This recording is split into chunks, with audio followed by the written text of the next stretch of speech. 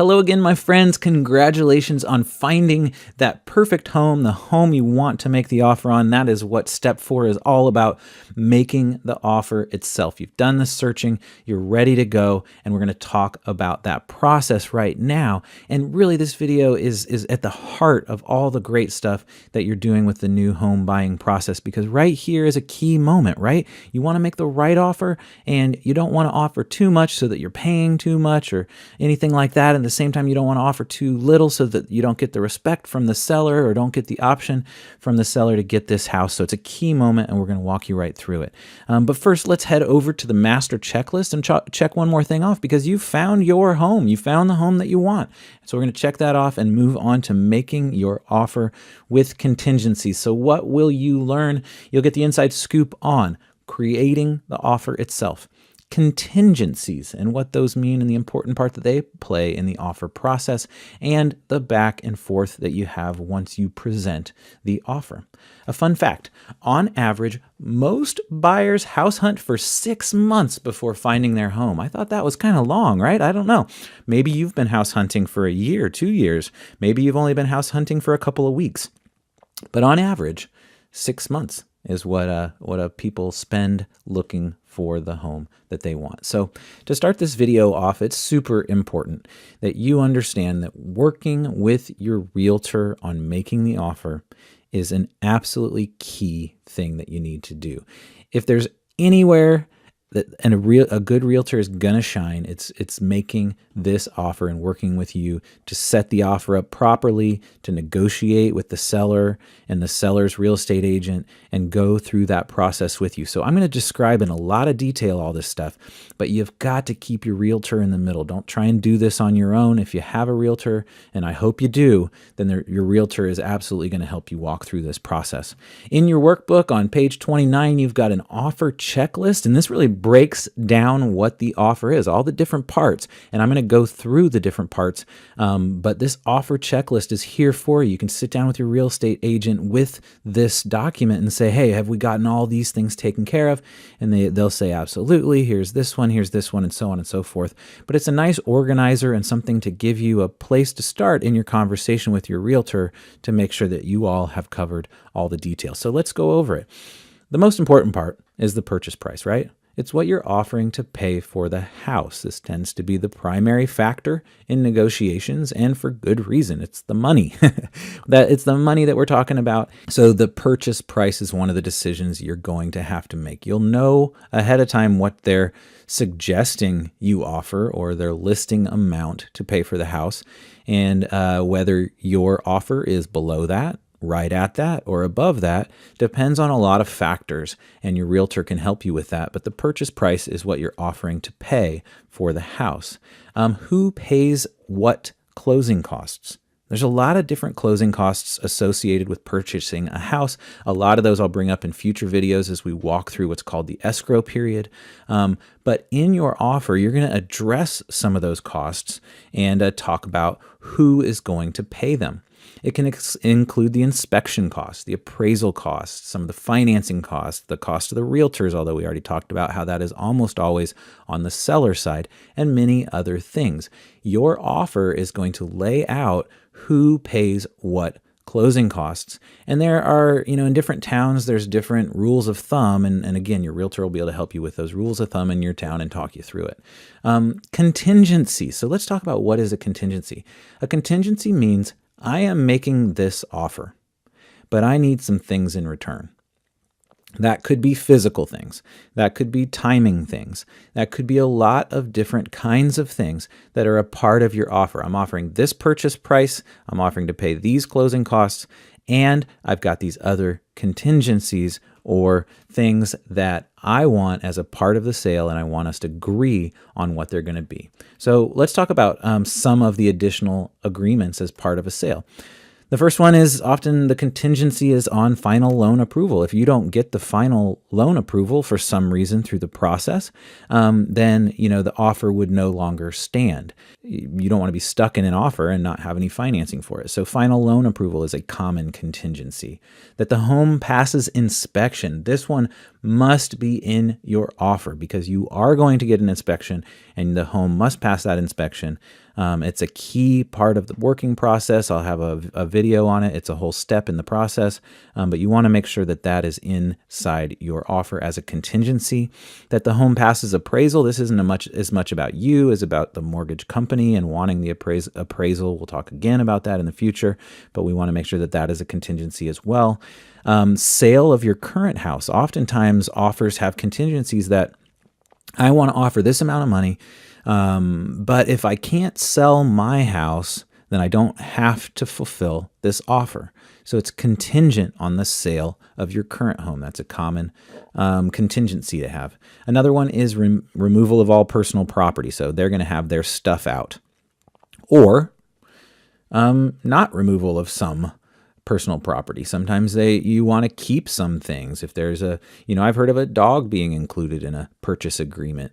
Or actually, when we sold our house when I was a kid, I don't know if it was included in the purchase agreement or not, but the buyers did agree to keep the dog because of the situation that we were moving into. And so that was a part of, whether written or not, contingency associated with the purchase of the house.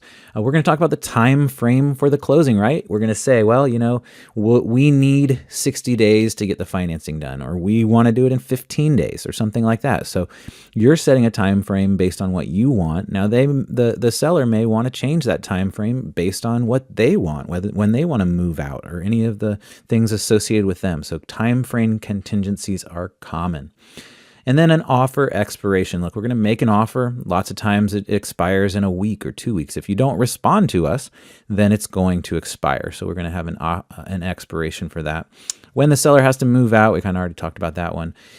Earnest money. So earnest money is an important part. Earnest money means that if they accept your offer, you will put a certain amount of money down, give them a certain amount of money, and if something happens through the process and the deal falls through, they get to keep that money. Earnest money is often $1,000, $10,000. It can be anywhere on the line of things. I mean, $1,000 is common for normal, back and forth transactions, or $2,000. And what it does is it helps the seller to feel like you are invested and that you're not going to try and get out of the situation by some technicality or something like that. If you've put down $1,000 of earnest money, and then you know that you're going to lose that $1,000 if you play any games through the rest of the escrow process. They know that as well. It tends to make your offer more valuable if you have a higher number for your earnest money. Interestingly, though, that earnest money generally gets put towards the costs at the closing and things of that nature. So you're not just giving the seller money that they just get to keep it. They are getting $1,000, and then the cost at the end at the closing will be $1,000 less. So it's not just free money; it's a part of the sale. But if you pull out, then they get to keep the money. So that's earnest money. All right. The last things that you need to do before sending an offer. So you've got your offer made, you've got a purchase price, you've got contingencies and all those kinds of things. Before submitting your offer, you're going to want to verify that financing is pre-approved. If you've gone through this course properly, you've had this taken care of long ago. But that's certainly something that we want to make sure is in case that we're pre-approved for the financing. Verify that all applicable laws are being followed. Again, I don't know your town. I don't know your state. I don't know exactly what things are laws in your area around real estate offers. Your realtor is going to know the details of that. So that's a place where you just really want to make sure that your realtor is on top of it. Applicable laws associated with your offer are being followed, and that's it. And then finally, we get to submit the offer. You've got it. It's a gutsy moment. I remember making an offer on a house, and you've got all this stuff together. You're thinking about different things, the pros and the cons and all the details. And then just like all big decisions, you just have to do it. You got to jump in, make it happen. And when you've submitted that offer, there's often a great feeling behind it. And then obviously what's next? Well, it's time to wait. So you got to wait. That's kind of the bummer, right? You don't get an answer right away usually. I mean, sometimes there's a back and forth like on TV where you're making your offer on a telephone and the guy's calling back 5 minutes later. I guess there are times when that happens, but most of the time, a seller takes between 24 and 48 hours to get back with you. And if there's, oftentimes your offer is between 48 hours and a week, so it could be as much as a week before you hear back from them. But a lot of times 24 to 48 hours is when you'll hear back from the seller about what they have to say. So what might they say? Here are some possible outcomes. Well, the first one is that they would counter your offer. The second one is that they would accept your offer. And the third one is that they would flat out reject your offer. So let's break those three things down. Let's start with counter. Counter your offer is simply the seller responds to your offer by adjusting the details, the purchase price, the contingencies. That's usually the sale price, or it could be any of the contingencies. And so the seller could look at your offer and say, this offer is too low. We'll come back with a higher number, usually somewhere between their list price and your offer price. Or your contingencies were too stringent. Maybe you wanted the seller to pay all the closing costs and they didn't want to pay all the closing costs. Or maybe you wanted the family dog and they didn't want to give you the family dog or the fridge. Or there's all kinds of different contingencies that can be changed in the process of a counter offer. The seller is essentially looking at your offer and deciding what they can accept and what they cannot accept, and then coming back to you with a counter. You then would have the option to counter back after that, adjusting the price and contingencies again. This can go back and forth. Now, at some point, a lot of times, if there's too much back and forth, one party or the other is going to be like, this is ridiculous, I'm done. So you definitely want to think about that in your countering. But a counter, you can make an offer, a counter can come back from the seller. You could then counter back after that. Generally, that's where things come to fruition after a couple of back and forths, but they can keep going back and forth for indefinite amounts of time. But as the back and forths continue, oftentimes frustration can build in a little bit and stuff like that. So you want to think thoughtfully. You want to be thoughtful about your counter offers, and obviously, be trying to get what you want. You don't want to pay more than you have to for the house, and at the same time being respectful to the process. I mean, if the seller has listed the house at a price that's reasonable, and your realtor will give you a sense of that, and you're coming in at 10% under that, then they've got the feeling that you're not serious. And so you definitely don't want to go too low, because if you go too low, then you may not get a counter at all. They just say, hey, forget it. And then you've lost a little bit of your bargaining power. So if you go just kind of at the right number based on really what your realtor suggests, or, what you have in your gut, and then give them the opportunity to say, well, this person's serious. I can tell that they really want the property, and earnest money can come in as a part of that. If you got a little bit of a low offer, but you got a stronger earnest amount, a higher earnest money amount, that can help. But you want to figure out that balance between getting it for the best price and not messing up the negotiations by kind of offending the seller. The seller isn't, who we're trying to please here in any way, but at the same time, we want to make sure that we have a back and forth that's healthy. So that's that about that. The seller could accept the offer, could just say, all right, cool, good offer. That's it.